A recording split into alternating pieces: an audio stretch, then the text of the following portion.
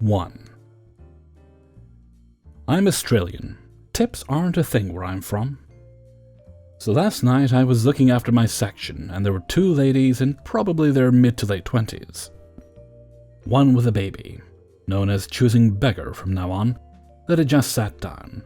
Unknown to me was the fact that they were occasional regulars. I walked over to the table, wondering if they needed any menus, and they didn't need any. Just ordered some fried chicken and chips. This is where it gets juicy. Food came out in about 2 minutes, as there was one already just made in the kitchen, and we were still waiting for a steak to be fully cooked.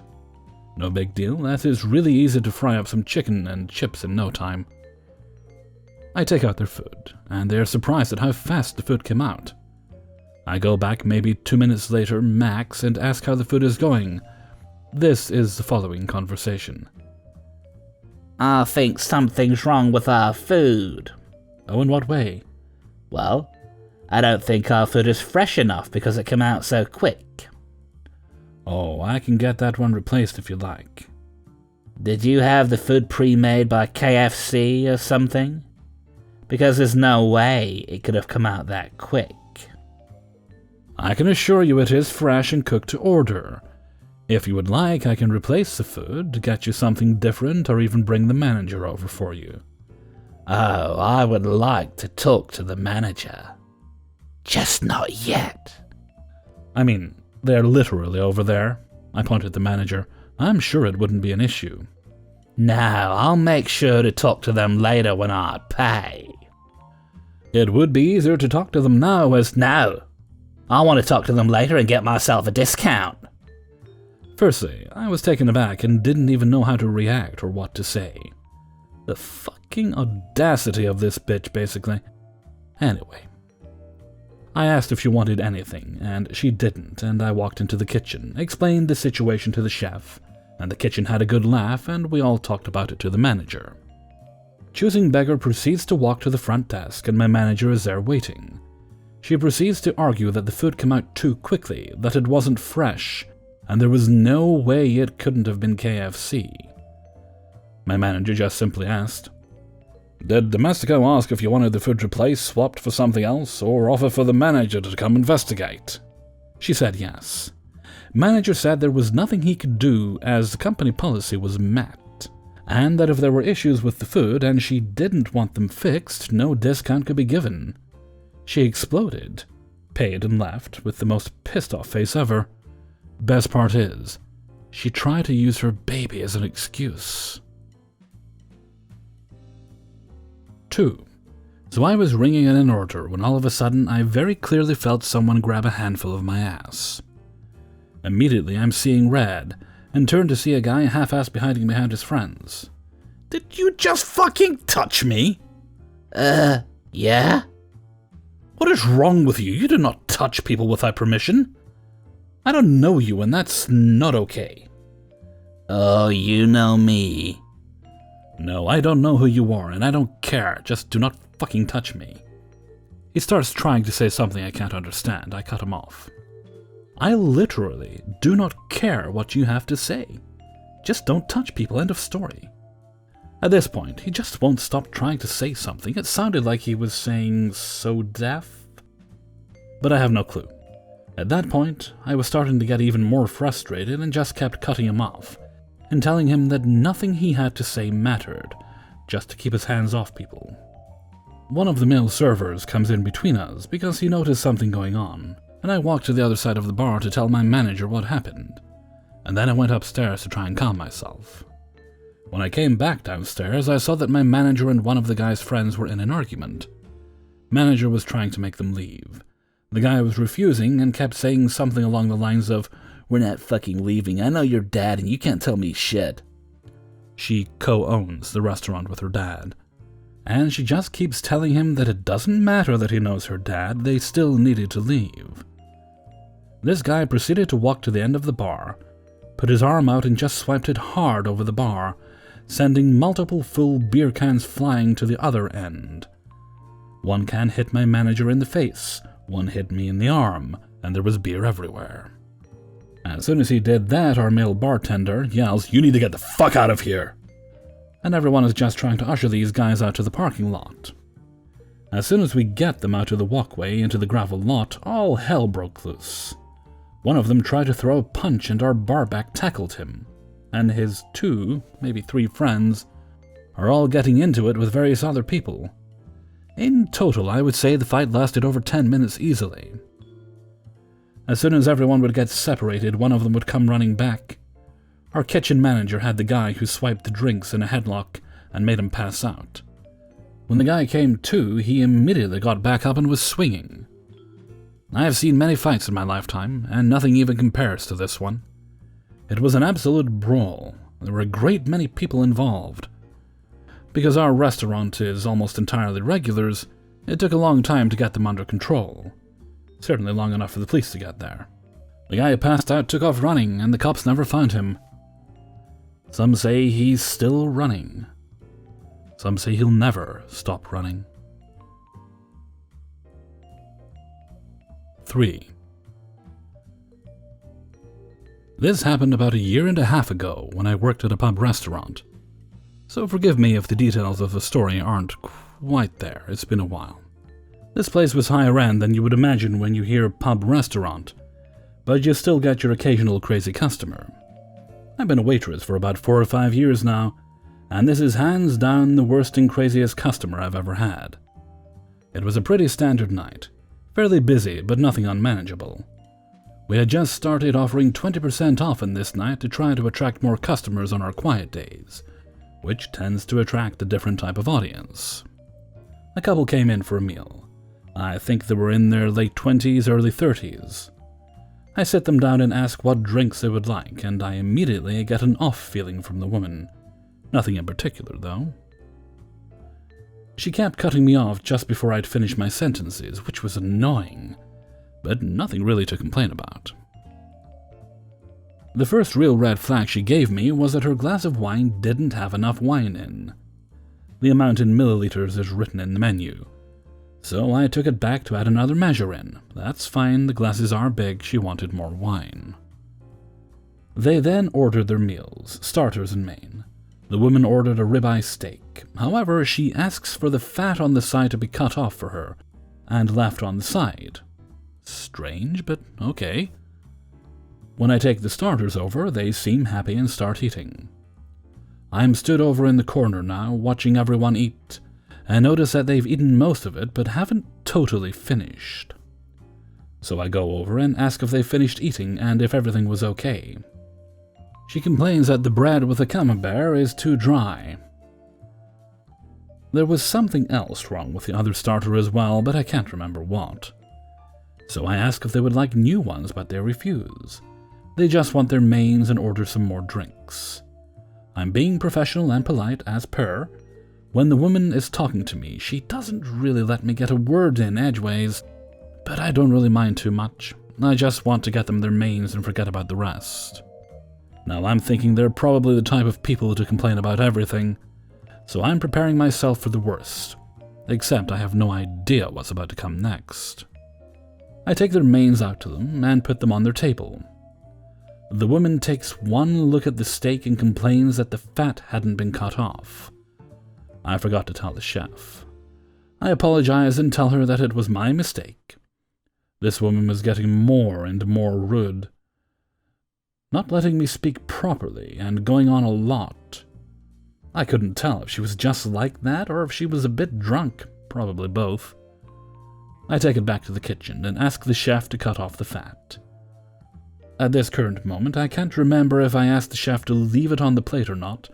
Either way, there was a miscommunication in the kitchen and the fat got thrown away.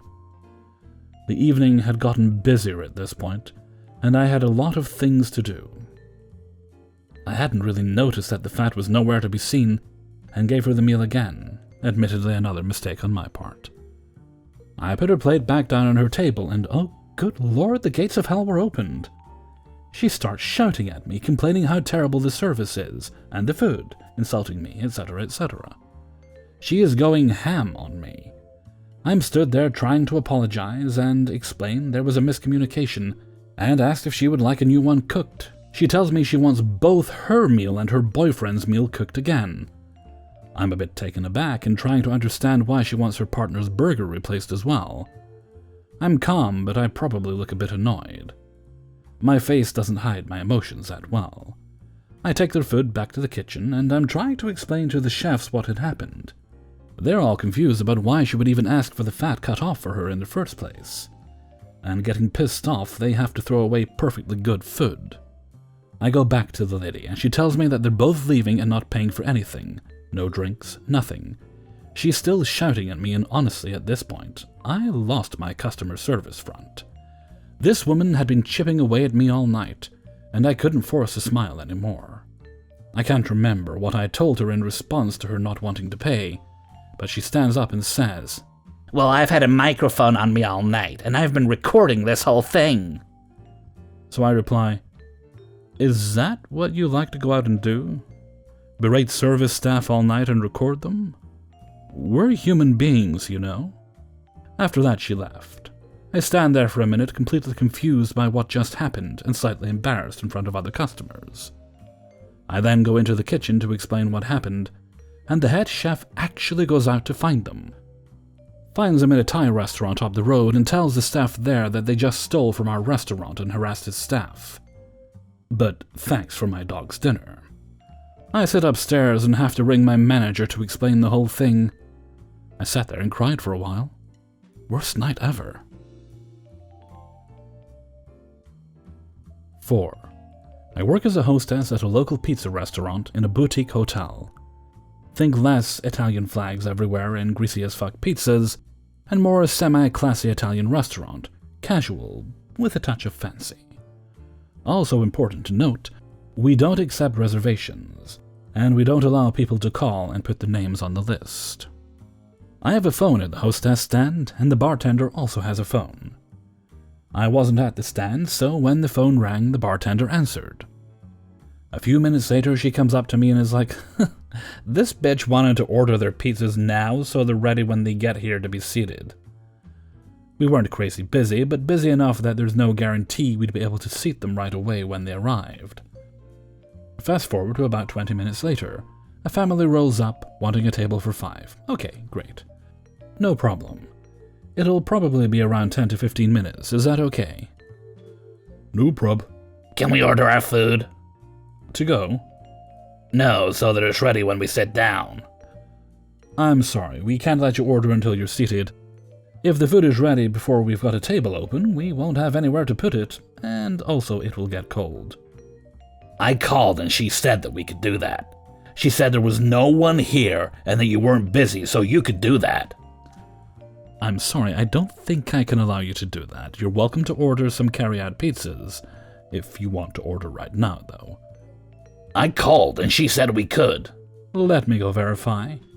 I go to the bartender to get exactly what she said on the phone, just to make sure I am not in the wrong. I'm not. I'm sorry, you can't order until you're seated.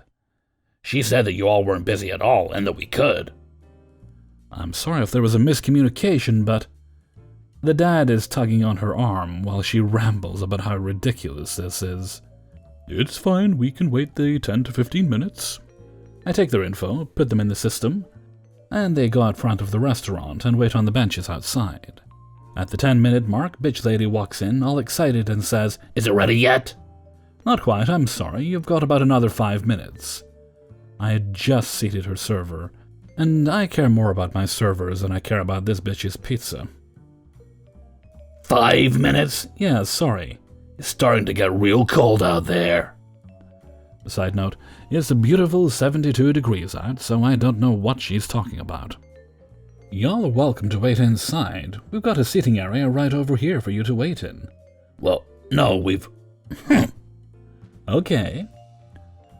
I walk away. Bitch lady then stands in front of the hostess stand for the entire 5 minutes, until I finally seat them. I made it 6 minutes just because I could. Why are people like this? The best part. I seated the table that was waiting behind them and thanked them for waiting. She said, "Oh, no problem, 10 minutes doesn't faze us." We also like to order once we're seated, but that may just be us. 5. So, I like serving. I'm an extrovert and I like talking to most people. I actually like the server's part and could see myself happily as a servant a la Downton Abbey. I also think a lot of people are lonely, and if they leave me feeling like they had a friend for 30 minutes, I feel actual pride. The work and the world, however, are just getting to me. There are so many little things that peck at me daily, and sometimes I wonder how I can even stand up I take so much abuse. Like being told what to wear. I actually like uniforms, but when you're only given 2 shirts and you work more than twice a week, it becomes impossible to not wear a dirty shirt, and that grosses me out. Just give me enough shirts to wear if you insist they must be worn.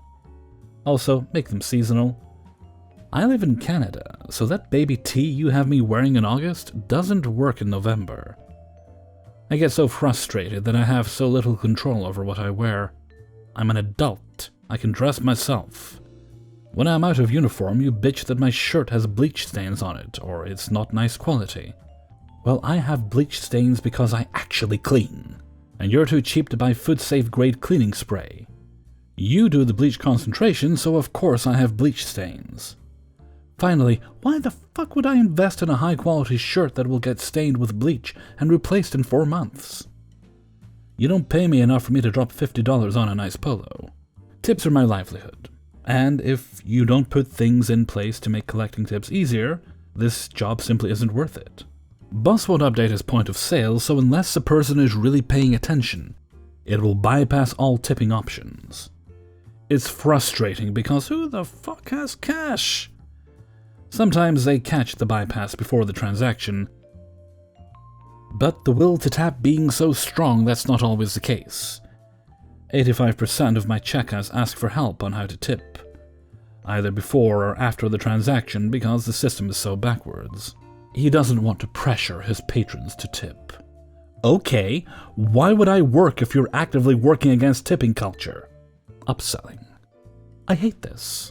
I absolutely believe in product knowledge, but it makes no sense to me that you pressure me to upsell, but make no effort to help me gain tips. I know it's because upselling benefits you, whereas tipping benefits me. And don't give me that BS about how the more people spend, the more they tip. That's only when you have an ideal customer. But more often than not, they feel duped when they see the large bill and claw back the tip. We're in a pandemic. People don't have money. Condiments. When I'm really busy, I bring disposable packets of condiments to the tables. Ketchup, vinegar, salt, pepper, etc.